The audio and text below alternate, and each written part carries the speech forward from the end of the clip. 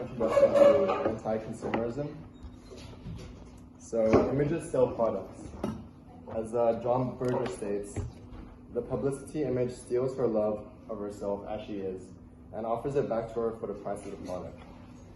Adverts bring attention to the things that we lack, the people we envy, and makes us want to be envied as well. They often rely on tapping into the social need for reassurance, and this drives conspicuous consumption. We are image makers, and traditionally it is our role to play a part in the system. But whether we agree with capitalism as our principal economic system, we cannot ignore the ways in which the free market has exploited labor, plundered natural resources, commoditized culture, and encroached on every aspect of our lives. Naturally, many graphic designers have felt the responsibility our practice entails. Ken Garland and 21 other designers published First Things First manifesto in 1964. It rejects the ideas that graphic design should be subservient to advertising schemes, and instead that it advocates that visual communication should serve a greater social function.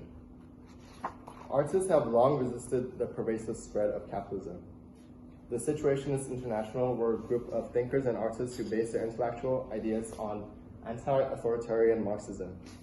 Karl Marx was famously known for his critique of capitalism, written in the Communist Manifesto, and the unfortunate string of authoritarian regimes that spawned by adopting his ideology. Regardless, the Situationists were concerned with elaborating on his works in the context of the modern age. They sought to provide a different approach of navigating life in a capitalist world.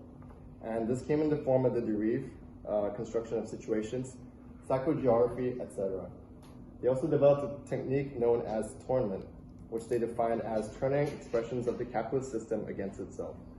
This was an influential form of dissent, and later developed into culture jamming in the 1980s. This is an example here by Adbusters.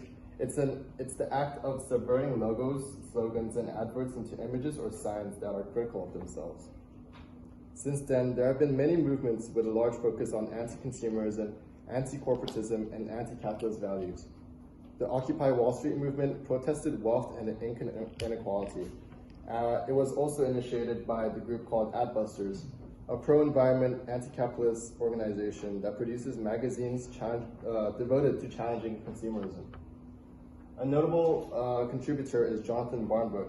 He's a British graphic designer who actually studied at St. Martin's School of Art. He engages with politics through a series of personal projects, which often utilize the tournament. In this work, he borrows a quote from Tibor Kalman: "Designers, stay away from corporations that want you to like for them." He was also a signatory for the First Things First 2000 manifesto that was updated. Adbusters and culture jamming have been criticized for being ineffective and labeled as a weak attempt at activism without change. Additionally, The Rebel Cell by Heath and Potter suggests that countercultures and the rebel consumer, rather than disrupting the status quo, are just another social distinction that plays a part in conspicuous consumption. But it could also be argued that nothing is safe from commercialization. For example, the style of Barbara Kruger's work has been appropriated by Supreme. Even Obey, which began as underground street art representing the ideals of anti-consumerism, can be argued to be feeding the system. This depressing cycle can be explained by looking at Jameson's book on postmodernism. Jameson argues that we have lost our connection to history by stylizing it and commodifying it. The same can be seen with hip culture, youth culture, social movements, and underground movements.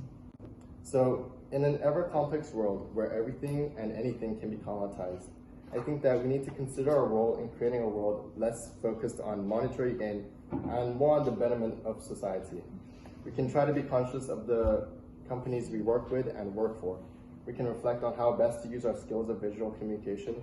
And lastly, we should not let our passion and creativity be siphoned by those who only want to use it for profits.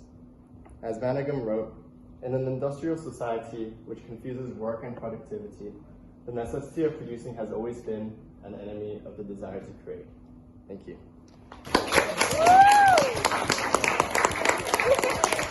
I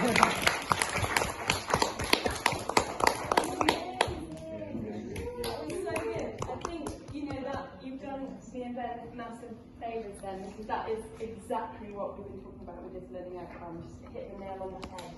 Well done. You can take the class now.